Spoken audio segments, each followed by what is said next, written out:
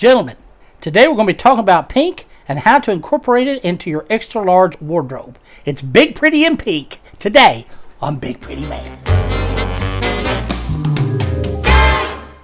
Hi, and welcome back to Big Pretty Man, the channel for the extra large man who wants to live his life large and in charge. I'm your host, Timothy Big Pretty Crowe. I'm a wardrobe and lifestyle consultant for the extra large man. All right, guys, recently I was on Facebook, and there was one of these conversations going on about masculinity, and it was, and people were talking about are men becoming less masculine, and some people were debating that, I thought, rather reasonably, but others, well, let's just say that there was a few antiquated troglodytes in the conversation.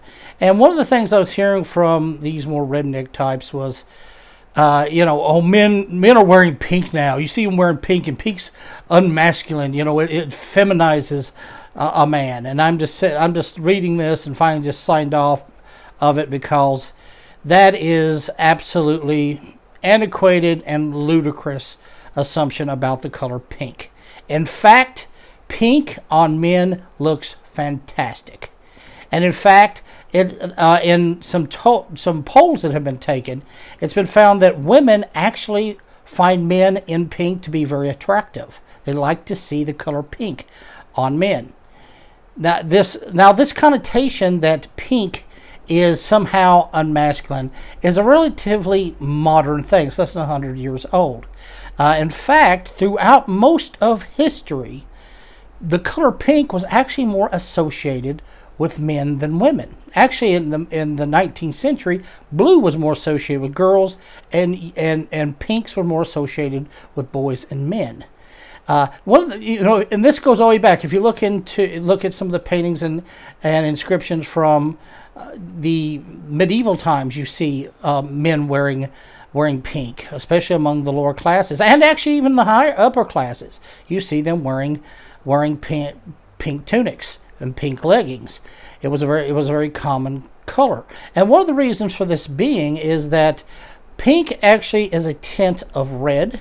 A tint is a mixture of white with a color, and pink is actually the very diluted version of red down to mixed with white, which creates pink. So therefore, it's associated with the red color. It's kind of a substitute for a red color, and red was associated with war and very much masculine.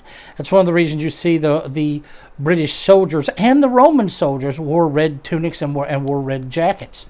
It was associated with war and very manly, and pink was associated with that color, and red as well as pink was associated with passion. With vigor. So therefore it was seen as, with war and passion and vigor, it was a very masculine color. And actually there was even some relation that young boys wore pink because red was like the warrior's color, and they weren't old enough to be warriors, so pink was showing their masculine and their aggressive sides that they, would lead into the full red. At least that's what's been speculated.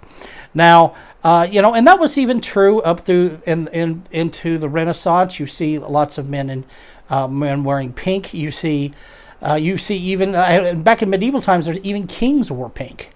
So, and here's another one: Vikings wore pink. Yeah, I don't think you'd find a Viking very feminine as he come running up the bank and sunk a hand axe in your head wearing pink. I don't think you're thinking, wow, he looks like a girl. He's wearing pink. If that's your last thought, that's sad. But either way, yes, pink was worn through in medieval times, and then you get into the Renaissance. Pink was still a very common color, and actually, as I said, in the 19th century, it was seen as a boy's color. Often boys wore, when they were very small, when they were toddlers, wore these pink gowns. Once again, the pink was associated with men, and it was even recommended back then that girls should be dressed in blue because blue was seen as a much more soft and tender type of and fragile color. So yeah, it was more the leading to red for boys and pink, and the soft blues for girls.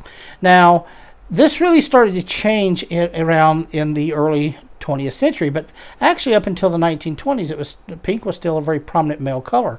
In fact, in F. Scott Fitzgerald's The Great Gatsby, there's one part where they were describing, Gatsby as being, an Oxford man, and someone's like, "Can't be. He wears a pink suit," because pink suits were seen as more as a working class type of men's dress. So it almost like saying today, "Oh well, he can't be an Oxford man. He's blue collar. He wears Dickie shirts." Pink was that color. I think that one of the reasons that pink became kind of prevalent throughout time is because of the way people dye. Now you get a lot of darker dyes, like red. And if you look in medieval times, they weren't wearing drab and gray. They wore bright colors, a lot of bright yellows, mustards, bright greens, forest greens, bright blues. And all this was taken from natural colors, and also reds. You see a lot of reds. Well, and maroons. Well, a lot of times, with dye is, sometimes to save on dye, they would a lighter red would be used, and that would come out in the white cloth as pink. That was a lot cheaper than the full red. So therefore, pink was a much more cheaper form of red, and therefore that's its association with the working class. And that's even kind of being reflected there, even in the early 20th century in The Great Gatsby. Traditions carry on a long time, but it was about after that. It was during the Freudian period. People were doing a lot of associations with traits and traits and colors and all this, and that's when we started seeing men more wearing blue, and girls wearing pink. It actually becomes stylish for girls, to start wearing pink, and that's when you start to see that shift by the 1930s and 40s. Well, by the 1950s, Mamie Eisenhower, who was the first lady to Dwight Eisenhower, attended the inauguration in a beautiful, fully pink dress, and and she was very fond of the color pink. And after that, the fashions all turned to pink. They started throwing out all the other colors, and pink became it for women. And it was around this same time that they started to color associate in hospitals, blue with boys, pink with girls. Before that, actually, boys and girls could either one wear pink, and actually they usually were swaddled, both boys and girls, in pink and white. So this is so from the 1950s, really like 1953, that's when this association with pink as being feminine really started. But it didn't quite die out, because we see several celebrities and singer groups especially wearing pink. It was actually, in fact, how are you going to call the king of the king, not the king? I'm sorry, the king of rock and roll, feminine. This is Elvis Presley. He's wearing pink, and you know what? Every woman on earth tell you that's a man. In fact, he's so he's so pretty. Even I got to notice. You cannot not say Elvis Presley was not a beautiful man. It doesn't threaten my heterosexuality at all that that's a beautiful man. So this is where we get this association with pink. But as time has went on, now a lot of men feel very uncomfortable wearing the color pink. It still has that association, with being feminine, even though it's relatively a new association. But I'm here to tell you, pink is a man's friend. It is, and it looks fantastic. And some of the better things about pink is its versatility and its pop. Now, as I was saying, one of the better things about pink is it's how it can really stand out. It has a lot of pop. It has, it gives a lot of character, brings a lot of color into your otherwise possibly drab white and blue and white and gray wardrobe, your dress wardrobe, and also its versatility. First off, let me say that if you're going, for instance, say you put on the blue jacket, and the typical, going to the office suit, blue, the navy blue jacket, the white shirt, the blue tie, blah blah blah. Tell you what, get yourself a light pink shirt. You don't want one too bright, or too vibrantly pink. You can wear that color, but not in that type of situation. Get yourself a kind of a light powdery pink shirt, and trade that in from the white shirt.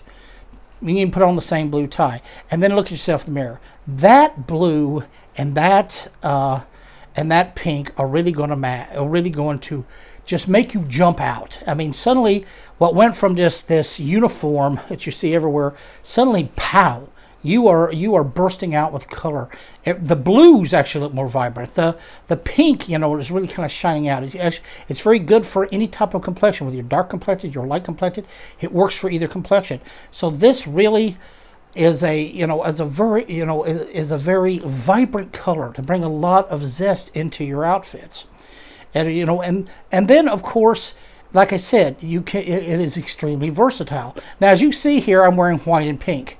In a variety, a little bit of a darker pink, brighter, more vibrant pink in the tie, mixed with this light striped pink and white. And you've seen me wear this outfit before. And this is a very good spring outfit. I used to like to wear this one to church. So especially around Easter, this is a great look. However, it not only does pink work with blue and work with white, it can also work with other colors, such as green and pink. That's right, green and pink. It's not a color combination most people would think of, and it's often overlooked. However, it shouldn't be. It's a fantastic combination. And in fact, if you look on the color wheel, the complementary color to the tint of pink is actually kind of a light green. So, pink and green is its most contrasting color, and the two really work fantastic together. As you can see, I'm wearing this green jacket with this pale pink shirt, a pink and blue cravat with a pink striped pink pocket square, and the blue and pink boutonniere. It's all working together. And also, what's beautiful about pink is that it can also work with its tertiary colors, which would be red, the reds running up into the blues, and then on the complementary tertiary colors of blues and greens and all in between. So that gives a lot of variation of what pink will go with. Pink will go well with red. Kind of give you a Valentine's Day look. It will go well with blue, of course, as we've shown. It can go well with greens, dark green, light green. It can also go well with lavenders and purple. Got to do that one right, but I've seen it done right. Pink is extremely versatile. And not only will it go with the neutral color of white, but it will also go with black. That's right. Pink goes fantastic with black. I mean, hey, like I said, how you gonna argue with King? This is, in fact, that's the kind of feel that this gives me. Is kind of a 1950s, almost Motown feel. I feel like I should be, up there with the Four Tops.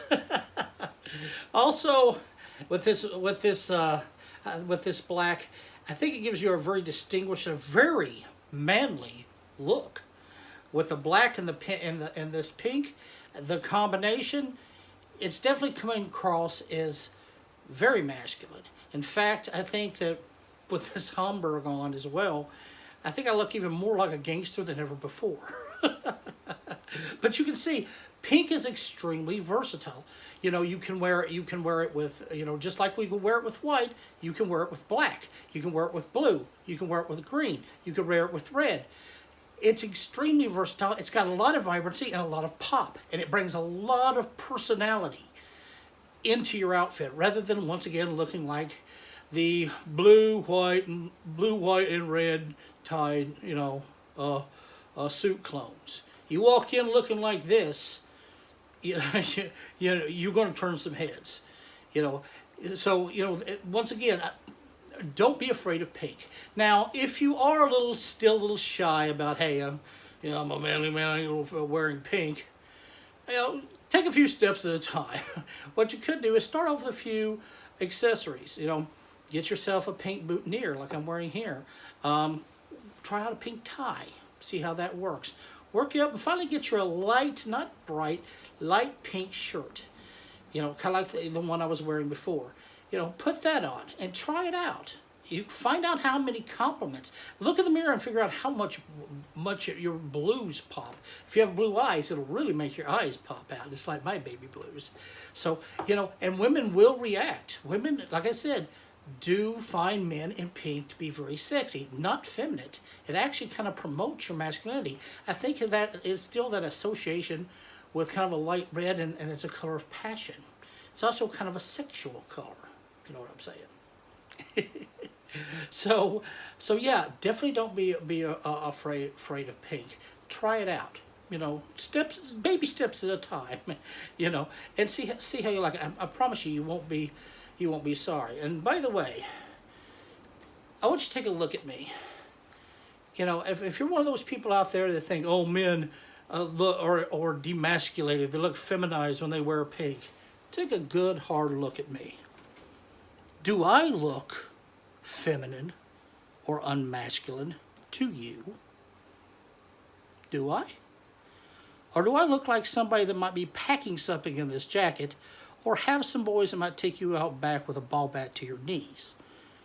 I will say this, to walk up and call me unmasculine will give you a new definition of what toxic masculinity can be. But big, pretty, a man of peace. And I'm big, you know what? As you can see, I'm big and pretty and pink. And you can be too. So go out there, try out some pink, get you a light pink shirt, get you a pink tie, try it out. And when you do, you know what? You're going to find that you look pretty.